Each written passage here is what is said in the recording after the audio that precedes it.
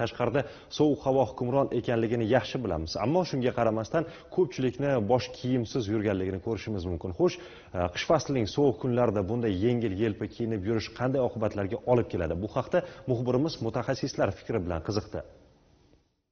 Ayni kunlarda yurtimizda quyoshli ob-havo bo'lishiga qaramay, kunlar anchayin sovuq ekanini yaxshi bilamiz. Ko'cha-ko'yda bosh kiyimsiz yoki oyoq to'pig'ini ochib yurgan tengdoshlarimizni ko'p uchratayapmiz. Ba'zilar soch turmagim buzilib qolmasin degan fikrda bo'ladi.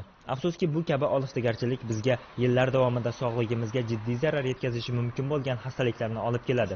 Hozirgi kunda yoshlarimizda ob-havoga mos ravishda kiyinmaslik natijasida turli xil kasalliklar kelib chiqyapti. Oyoq kiyimlarining ob-havoga mos kiymasligidan artrozlar, artritlar, bu kelajakdagi surunkali kasalliklarga olib kelishi mumkin yoki bosh kiyimsiz yurish natijasida ko'proq bizga murojaat otitlar bilan, yuqori nafas yo'llaridagi yallig'lanishlar bilan, gaymaritlar, og'iz bo'shlig'ida yuqori nafas yo'llaridagi yallig'lanishlar bilan ko'p murojaat qilishadi.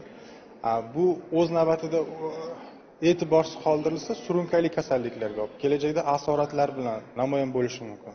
Xo'sh, aslida bunday salqin havoda yoshlarning shu tarzda yurishi qanchalik to'g'ri? Sochni yuvib turib, chala quritib yoki o'sha fenda sal quritadida ko'chaga chiqib ketishadi bosh kiyimsiz.